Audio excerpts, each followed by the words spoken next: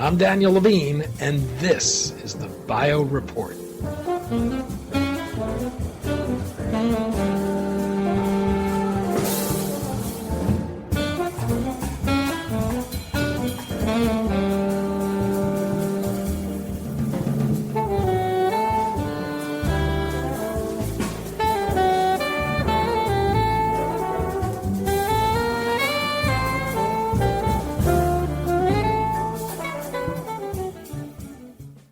NK cells, part of the innate immune system, serve as the body's first line of defense.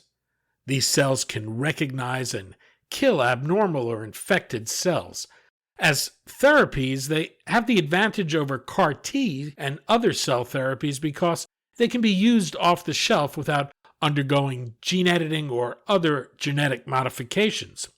They also don't cause cytokine storms, a common reaction to CAR T therapies that can cause a systemic inflammatory response that can range from flu-like symptoms to life-threatening complications.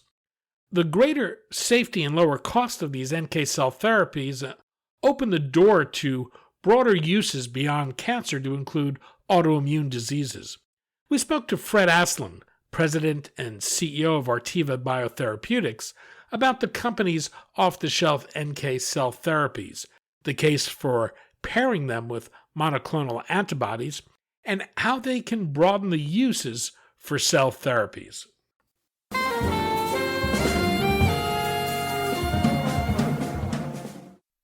Fred, thanks for joining us. My pleasure. We're going to talk about autoimmune disease, cell therapies, and how Artiva is working to address key challenges through its off-the-shelf NK therapies to treat these conditions. Let's start with cell therapies as they exist today, though. What's limited the ability of patients to benefit from them? Yeah, so auto CAR T, right, which is the cell therapy that we find in the market today, is arguably one of the biggest breakthroughs, right, of the last 10 to 15 years. Basically, an auto CAR T is a T cell that has been genetically modified to target a very specific disease. So T cells, like NK cells, can be highly cytotoxic. And it's called autologous CAR T because we're taking T cells from a patient, we genetically engineer it, we expand it, and then we give it back to the patient, right? So the positive around auto CAR T is that the efficacy has actually been quite compelling. We have now approved products in non-Hodgkin's lymphoma, multiple myeloma, and we know that using these therapies, we can drive some deep, durable responses. Now, the limitations is that auto CAR T is more like a procedure than it is like a drug. Again, you require the cells from patients that are going to be receiving the treatment. So a patient comes into a clinic, they have to spend several hours going through what's called apheresis. It looks a lot like a dialysis machine, but you collect cells from patients. Then the patient needs to wait while the cells are manipulated, expanded. Several weeks later, they are brought into the hospital because these therapies can actually be quite toxic. So they're hospitalized to receive the therapy.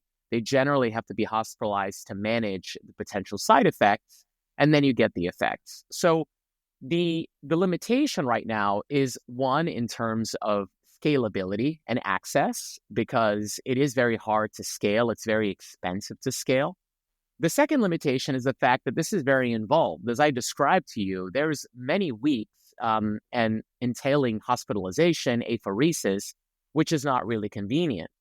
In an ideal case scenario, we can bring the power of cell therapy in terms of its efficacy, but in a format that looks a lot more like traditional biologics. And as you know, with traditional biologics, you go into the clinic, the physician sends you to his or her infusion chair, you receive the biologic, you're watched for a little while, and then you're sent home. And if there are problems, for the most part, these patients can be managed as outpatients, right? So that has been the biggest limitation of auto CAR T, is the access, the side effects. And then the final thing I'll say is the costs, right? Because it's very expensive to be manufacturing a product for an individual on a one-by-one basis. And so today, the estimated COGS for auto CAR T is over $100,000, and it's priced over $400,000. And so if one can come up with an off-the-shelf approach like we have and others have, you can drive down those costs and make it a lot more affordable also. As we said, you're focused on natural killer or NK cells, which are part of the innate immune system. Can you explain what these cells are and what their role is?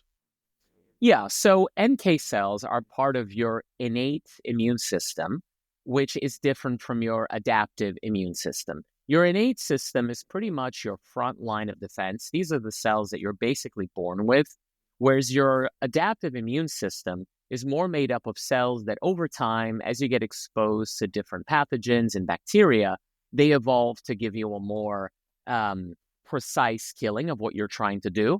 But NK cells are the first line of defense when you do get infections, or if some of your cells misbehave and start going down the path of cancer.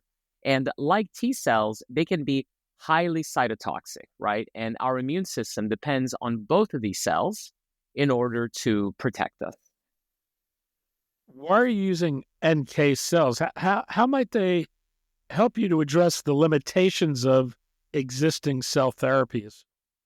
Yeah, so NK cells have a number of advantages. So the first one is you can actually scale them pretty massively, and we have developed the process to actually do that. We can basically isolate NK cells from umbilical cord units, and through a highly scaled manufacturing process, we can make thousands of doses of treatment that can then be given to patients. When we manufacture our cells, we basically vial them in an infusion-ready media.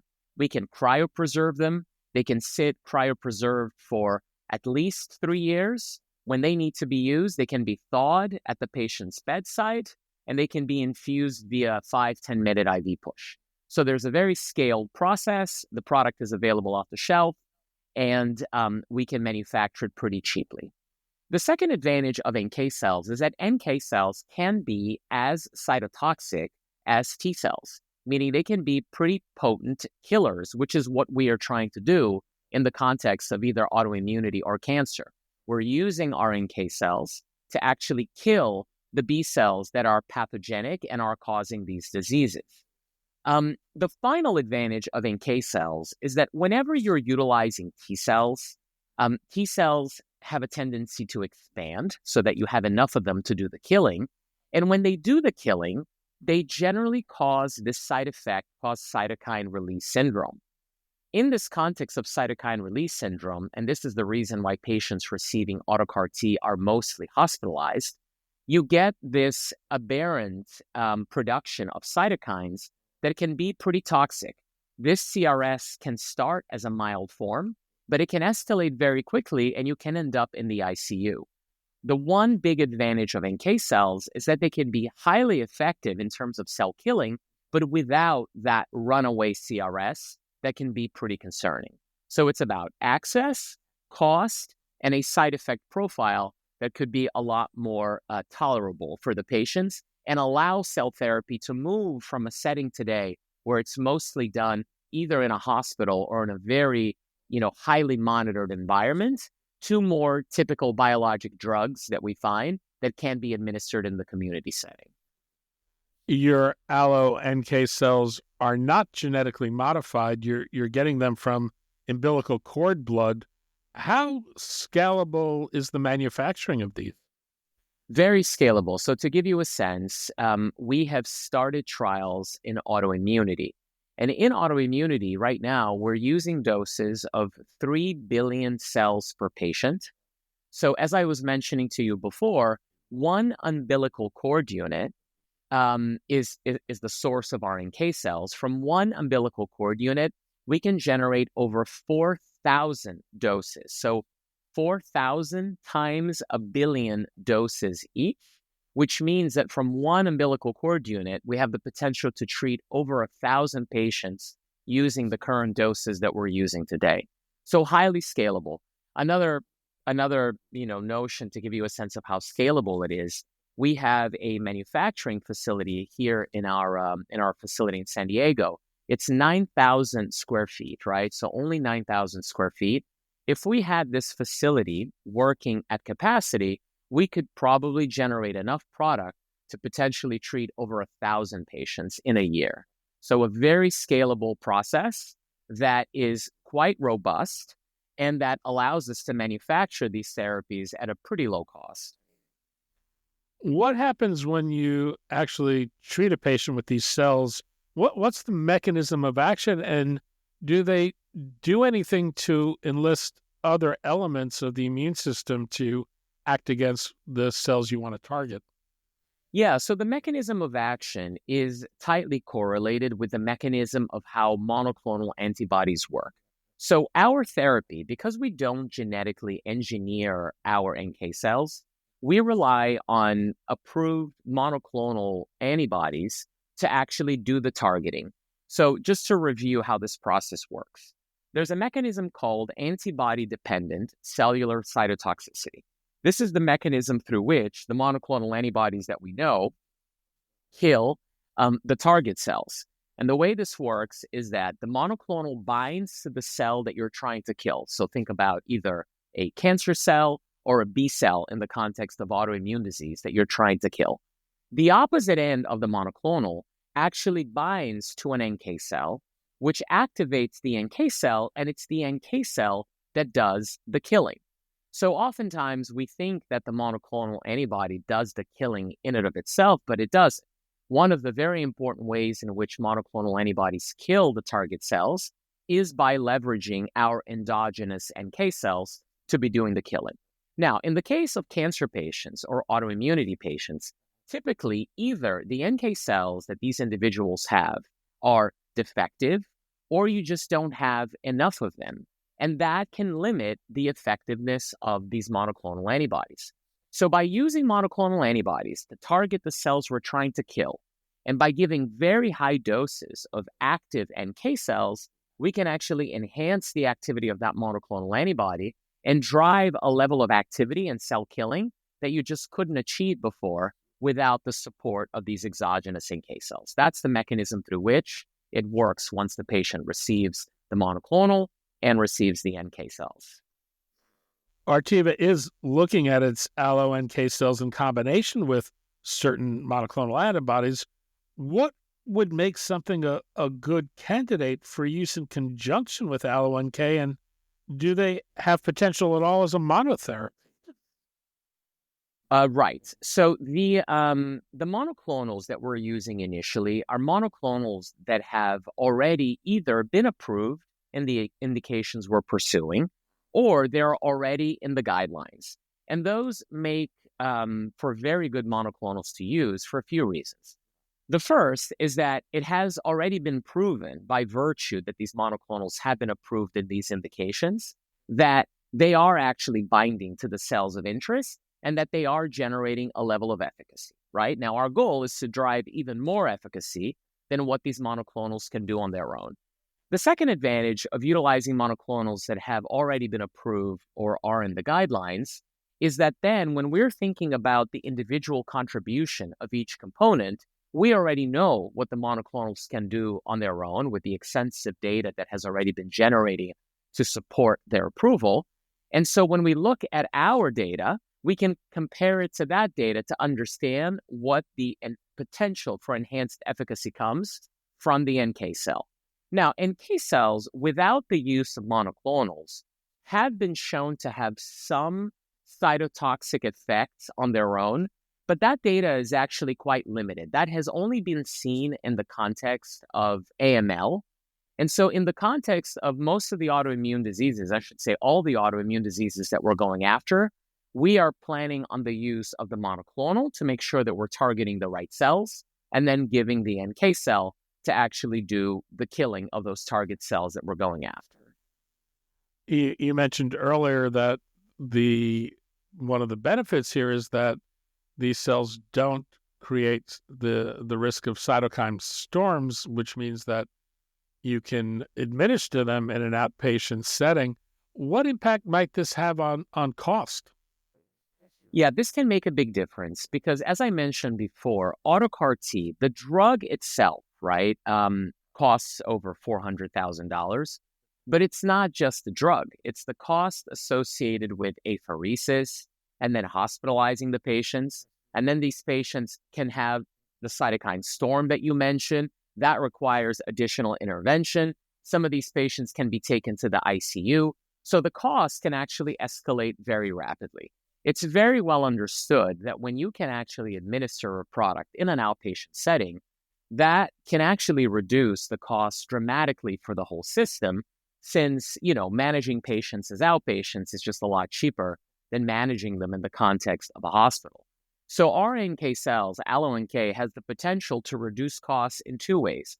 The first, as I mentioned before, the COGS of our product is actually quite low thanks to our highly scalable process.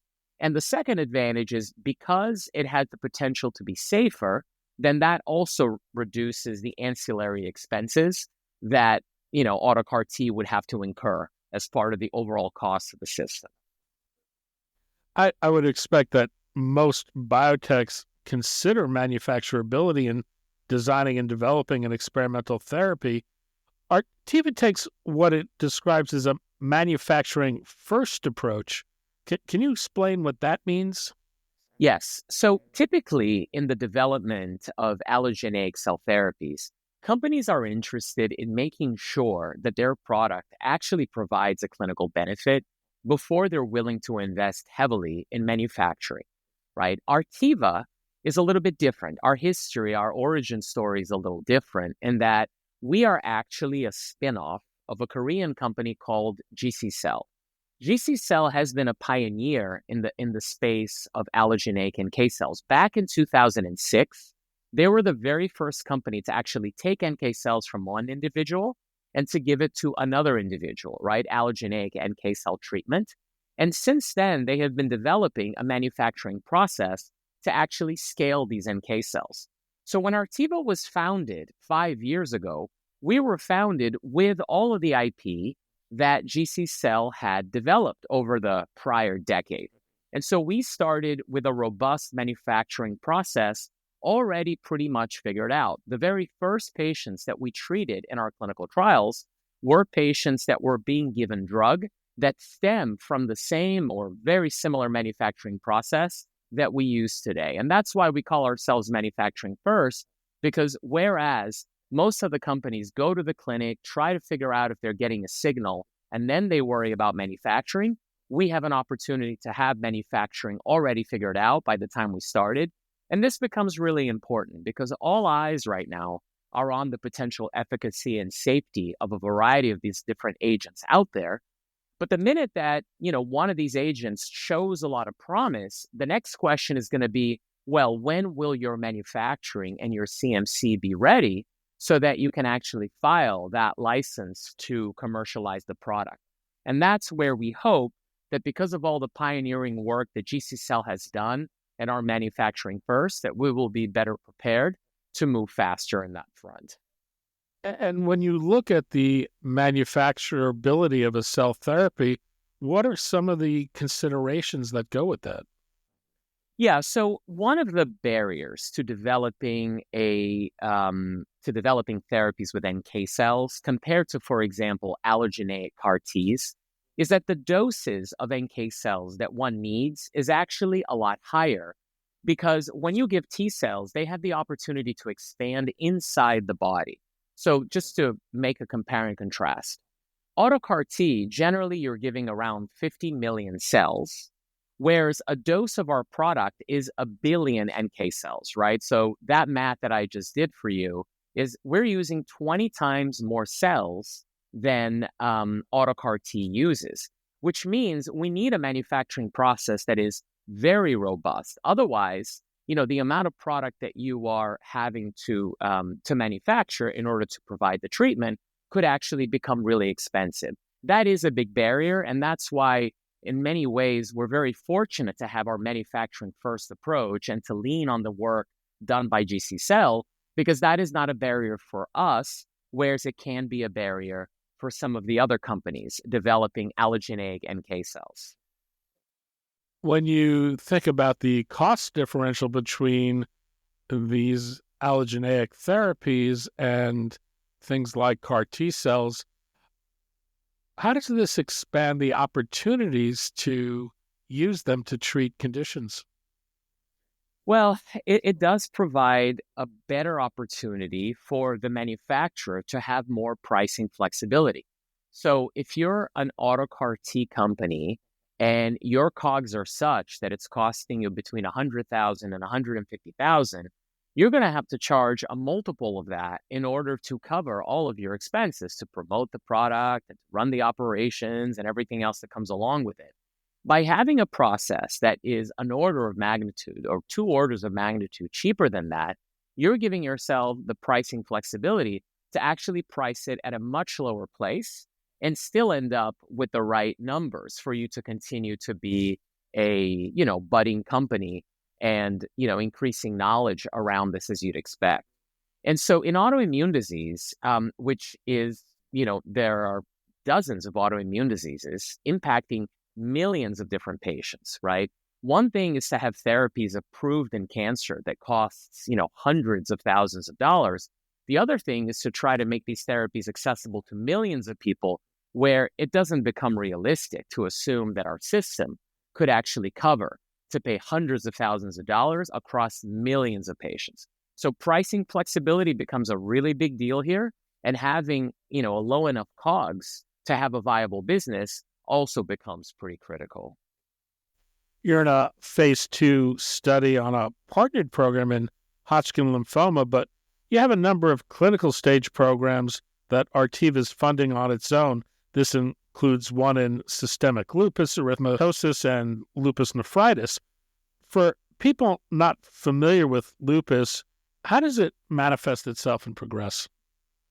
Yeah, so lupus is a condition where your B cells, it's another one of your immune cells, they produce antibodies that actually attack your own body. Typically, these B cells are designed to produce antibodies against foreign bacteria, viruses, so that then these antibodies can actually help your body eliminate these foreign cells. The problem in lupus is that you start to develop antibodies that actually attack self.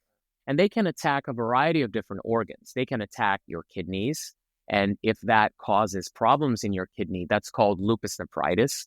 They can attack your skin. They can attack your heart. They can attack your lungs.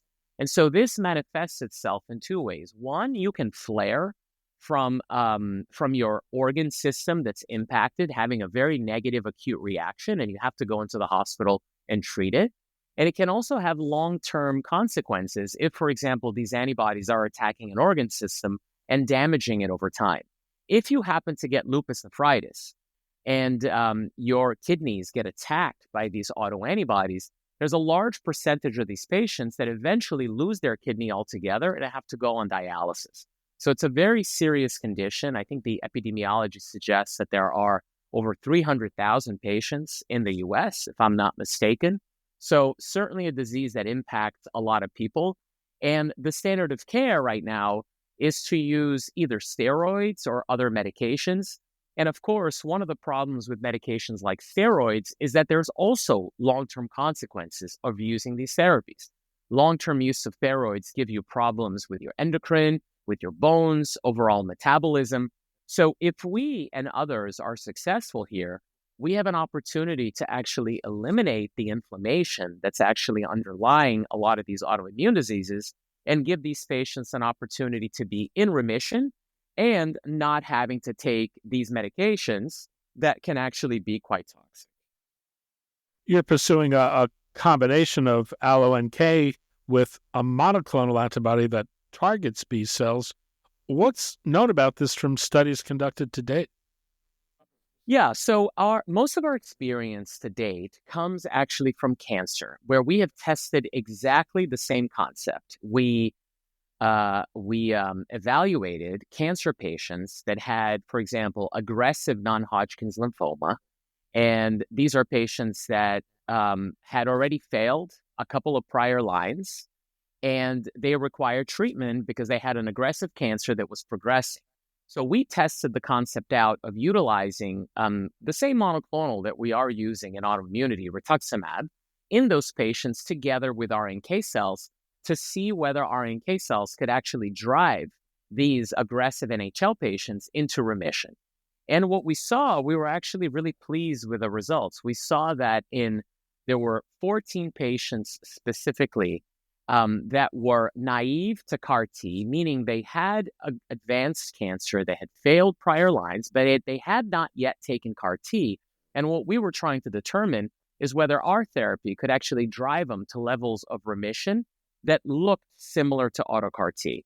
And what we showed is that in 8 of those 14 patients, we were able to drive them into a complete response. And what was very pleasing is the fact that many of these had nice durability. So not only were we driving many of these patients into remission, but once they were in remission, they were actually to maintain it for some time. In our last data cut, we showed that there was at least a patient with more than 18 months, and that was still ongoing. And most of our patients had made it past the 6-month mark, which is usually an important milestone to determine whether a therapy is not only efficacious, but it's also durable. So those results tell us that the mechanism that I described to you, which is to have the monoclonal bind to the target cell and then having the NK cell really sort of increase the cytotoxic effect of those monoclonals, was proven out in NHL. And now we're taking the same concept with a very similar regimen into autoimmunity. And what's the development path forward? So as you mentioned, right now we are running a couple of trials. One of them is a company-sponsored trial in lupus and lupus nephritis. So there we are giving an opportunity for patients to receive either rituximab or obinutuzumab. These are 2 different CD20 monoclonal antibodies together with our NK cells. And we're also running an investigator-initiated trial where we are evaluating patients with rheumatoid arthritis, pemphigus vulgaris, vasculitis, as well as lupus again. And what's special about this investigator-initiated trial is that we're running it in a community setting. So our investigator, who's a community rheumatologist, is actually treating his patients in his infusion chair, and he's sending them home after the therapy, and he's managing them mostly as outpatients, which is designed to actually demonstrate and to validate our belief set that this is a modality and a product that one can consider taking into the community setting in these more outpatient settings. The company completed a $179 million IPO in July 2024. What was it like to complete an IPO at this time? Yeah, it's a very challenging environment. There has been a lot of headwinds for cell therapy in general, and we are really pleased that we were able to raise that capital. We had really strong support from our existing investors who had been following our work for many years. I would say that probably the quality of our data in non-Hodgkin's lymphoma was sort of the it factor that differentiated us from a lot of other companies. Seeing that allo-NK and monoclonal could drive the effects that we saw in non-Hodgkin's lymphoma really provided some conviction around the mechanism of action. And we were also one of the first in the allogeneic cell therapy space to actually expand into autoimmunity. So there were some very compelling academic results that came out towards the end of 2022 demonstrating that auto CAR T could work in the context of autoimmunity. And we were very quick to act on that and to start clinical trials in autoimmunity to demonstrate that our therapy could work there. So we feel really fortunate because we have the capital to demonstrate the potential of our product. And as we guided earlier, our capital gives us runway until at least the end of 2026. Artiva is trading around $5. It's below its $12 IPO price. We're still in a fairly uncertain environment with a new administration. What's the discussion with investors like today? Yeah, I think that the biotech sector as a whole has been underperforming over the last 12 to 24 months. I think the combination of interest rates and macro has led many of the generalist investors to sort of leave the sector. And whenever that happened, the prices of companies across the sector can be a little bit more depressed. I would argue that we are just, keeping our heads down and focusing on generating data that will move people to appreciate the value of what we're doing. As the CEO of a public company, you have to be paying attention to your stock price, but more importantly, you have to deliver on what you have stated that you're hoping to accomplish with your investors. And then if everything goes according to plan, usually things resolve themselves. How far will existing cash take you, and what are the plans for raising additional capital? Yeah, what we guided before is that with the proceeds from the IPO, the cash will take us until at least the end of 2026. We haven't provided any guidance with regards to additional fundraising, but like any other company, we're always, keeping our eye open on funding opportunities. Fred Aslan, President and CEO of Artiva Biotherapeutics. Fred, thanks so much for your time today. Thank you.